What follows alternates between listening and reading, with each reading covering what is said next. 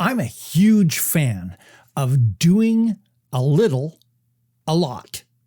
In other words, doing a bunch of little things very frequently. In fact, what I have found over the years is that a bunch of little things will do more to build relationships and your business than a few big ones.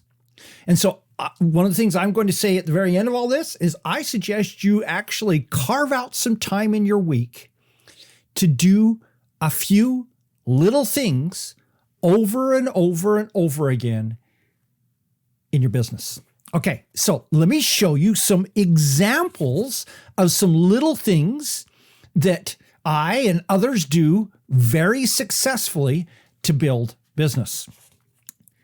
So, first one, reach out to individuals.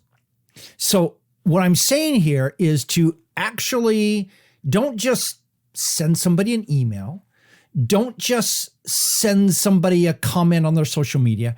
Actually reach deeper to reach them in a personal way.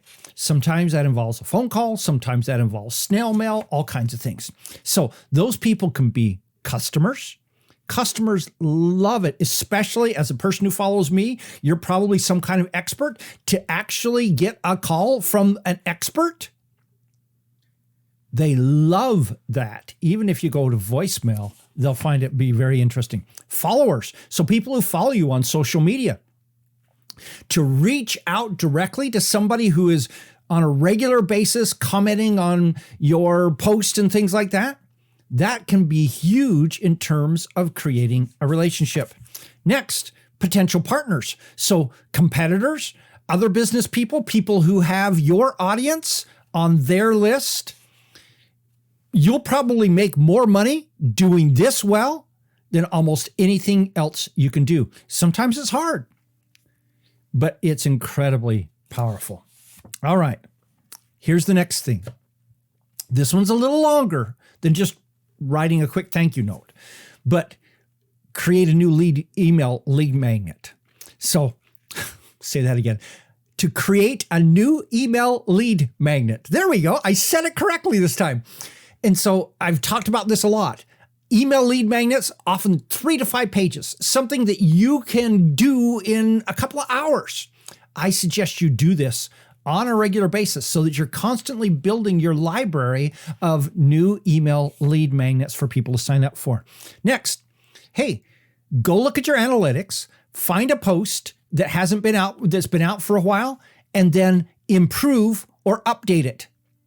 Just go into it and say, does this post do a good job of answering the headline and then ideally go find out what keywords that page is ranking for, and then look at, does this post do a good job of answering those things that it's currently ranking for? That can be huge, doubling, quadrupling, 10xing the traffic to that particular piece. Next, this is weird.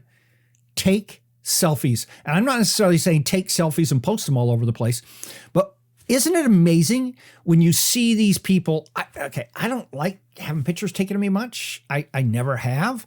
And so I always put on this stupid grin that looks fake and everything else like that. And so I have very few good pictures of me. But one of the things I've found is I've got several friends who just a couple of times a week, they just pull up their camera and take 5 selfies of themselves. And eventually you're going to start building up a library of selfies, of pictures of you that show you looking good, looking angry, looking pensive, looking different pictures you can use in different situations that will become very, very valuable to you over the years. So that's a little thing, 2 minutes, but especially if you feel like, hey, I look good today. I like this outfit. My makeup's perfect, whatever it is. I don't have any zits today. Whatever that thing is, that's a perfect day to take out your camera and take a group of selfie pictures of yourself. All right, next, periodically praise followers on social. And this is especially effective when you make a comment that shows that you've looked at their feed. So you take somebody who's following you, you go and follow them, or at least go look at their posts and go find a couple of posts and make some comments on it. Better yet, even do the equivalent of retweeting their content to your audience. That means so much to someone, especially if you've got 30,000 people in your audience and they've got 120 in theirs. That'll just blow their world. Okay, next, send a personal thank you. My recommendation is to send a snail mail, handwritten snail mail. We never get those anymore, right? What, isn't it cool when you do get one? How about if you go make some other people's world by doing that? Next, hey, write a new content piece. Just sit down and write a new blog post, whatever. It'll take you a little longer than some of these other ones, but it can do great things for your business. Next, spend some time and research to identify opportunities. So this can be keyword research, looking at pages that your competitors are ranking for that you're not, searches that they're ranking for and you're not. It can be, hey, here's this cool video that is doing really well on YouTube. I should make one, giving my opinion on that particular subject. It can be researching new product opportunities, but just spend a little while and do a little research. I find this is a perfect thing to do in those afternoons when you're maybe feeling a little tired, a little sluggish, not really able to get something done. That's a great time to turn and do some research to build your business. Next, send somebody a personalized video, like a buongiorno or something like that, where you just dress them by name to start off, tell them that you're grateful for them, tell them that you're proud of them, tell them something, send that personal video. Now, I encourage you to notice the commonalities here. First off, there's two separate areas that most of these ideas are around. The first one is building personal connections. So this is a mindset thing of, what am I going to do this week to build personal connections with X number of people, whatever it is. I like the number 5. What am I going to do this week to build personal connections with 5 people? And none of them should take me longer than about 10 minutes to do.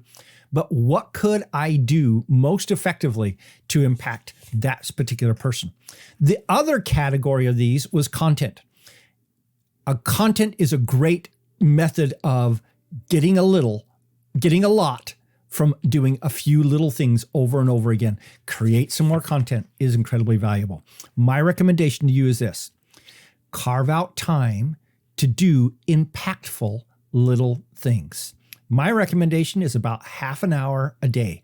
Now, you can either do that in one spot, so Tuesday afternoon, I'm going to spend 2.5 hours and work on this set of things, or I'm going to do 2 1-hour sessions and a half-hour session, or I'm just going to take a half an hour every day between 10 and 10:30 every day. I work on this particular project. But if you don't carve out time and actually put it on your calendar, you probably aren't going to do it. And then the other thing that I found is a little tough for me is to actually do that thing that I was planning to do during the time that I had planned to do it.